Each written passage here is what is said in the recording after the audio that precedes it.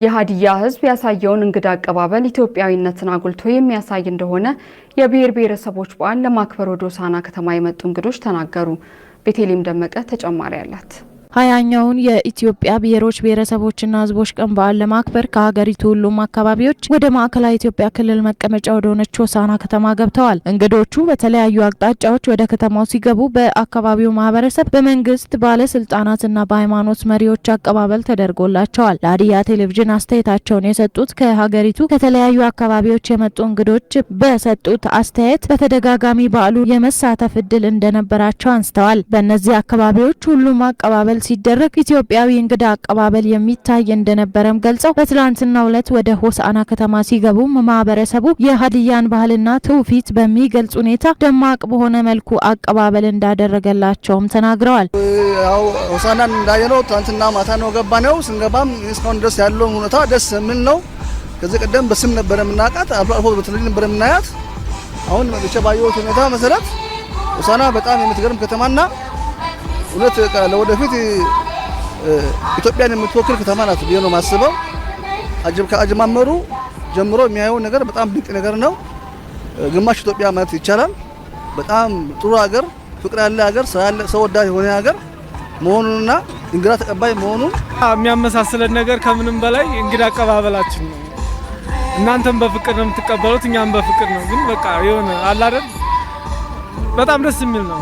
ከአቀባበል ጀምሮ እስካሁን ድረስ በቆይታችን እውነት ሆሳዕና ህዝብ አቀባበል ከጀምሩ ጀምሮ ባህላዊ ምግቦችን፣ ባህላዊ መጠጦችን፣ ሙዝ በቃ የሚገርም ነው በጣም አቀባበሉ። እውነት አባቶች በምርቃት እና ሲቀበሉ ነበሩና እና ከዛም አርፈን ወደ ዩኒቨርሲቲ ከገባን በኋላ ለየት ያለ የበለጠ ለየት ያለ አቀባበል ያደረገ ነው እና ምንድነው በቃ ኢትዮጵያዊነት ማለት እንዲህ ነው። በቃ በዚህ ቆይታቸውም የአካባቢው ማህበረሰብ ከልጅ እስከ አዋቂ እያሳየ ያለው እንቅስቃሴ ኢትዮጵያዊነትን በሀዲያ ማህበረሰብ ዘንድ አጉልቶ የሚያሳይ ነው ብለዋል። በአካባቢው ከመጡበት አካባቢ የሚያስተሳስር ባህል እንዳለ የተናገሩት አስተያየት ሰጪዎች በዓሉን አንዱ የአንዱን ባህል የሚያስተዋውቅበትና መልካም ልምድ የሚወሰድበት እንደሆነም ገልጸዋል። እኔ አሁን ውዝዋዜ ነው የምሰራው።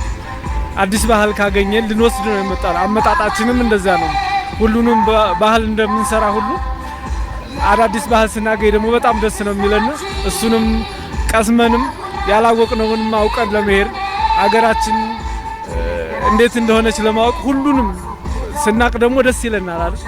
የሁሉንም ባህል ስናቅ ደስ እያለን ኢትዮጵያዊነት እንዲህ ነው እያልን እየገለጽን ምን ሄደው ባህላዊ መጠጥ ትላንት አይቻለሁ። እኛ ጋር ናቄም ባላ ነገር ፈርሶም ባለው እና ከሱ ጋር ይመሳሰላል። እንደገና ይሄ ድንቹ አለ፣ ቦየው አለ። ይሄንን በሰው አሁን ብተባበር በአንድ ሆኖ እዛም ያለው ምርጥ ስም ተቀናጅቶ በሰራ ለሀገራችን ኢትዮጵያ ትልቅ ለውጥ ማለት ነው። ብሔር ብሔረሰቦች መገኛ ዛሬ በዓል እንደመሆኑ መጠን ያንዱ ባህል ሙዚቃ ሲነሳ ሁሉም ተነስቶ በአንድነት ይጨፍራል። የሌላው ሲነሳ እንደዛ በአንድነት ይጨፍራል። ምንም ልዩነት ያይንበት የለም። የጋሞም ሲዘፈን እዚህ ሀዲያም ሆሳዕናም ሲዘፈን ሁሉ አማራው፣ ትግሬው፣ ኦሮሚያው አንድነት ላይ ጉራጌው በአንድ ሲጨፍር አይቻለሁ። በአንድ ጊዜ ተገናኝቶ በጣም ተረፋፍቀው እንደተገናኙና አንዱን የሚያከብርበት በዓል መሆኑንና አንድነት ኢትዮጵያዊነት የሚያሳይበት በዓል መሆኑን ያየሁት ደስ የሚል ነገር ነው ያየሁት። ኢትዮጵያ ለሁሉም በቂ እንደሆነች በመግለጽ የሚከፋፍሉ አጀንዳዎችን በመተው አንድ በሚያደርጉ ጉዳዮች ላይ ትኩረት ማድረግ ያስፈልጋልን ብለዋል። የብሔር ብሔረሰቦች አንድነት እስከሆነ ድረስ በዚህው ቢቀጥል ደስ ይለኛል።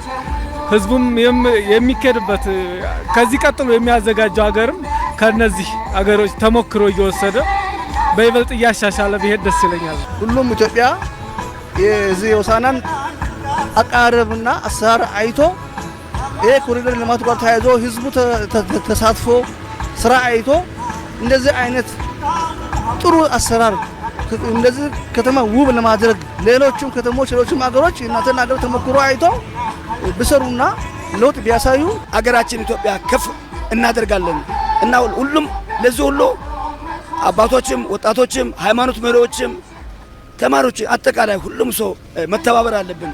ሁላችንም ፍቅር ሁሉ ማሰብ አለብን። ሁሉ ሰላም ማሰብ አለብን። ሰላም ካለ ፍቅር ካለ ፈጣሪ ከኛ ጋር አለ። ኢትዮጵያ ማለት ድሩም ፈጣሪ የባረካት አገር ናት። ስለዚህ አንድ ሆነን በጋራ ሰርተን ኢትዮጵያን ከፍ እናድርግ ብዬ መልእክቴን አስተላልፋለሁ።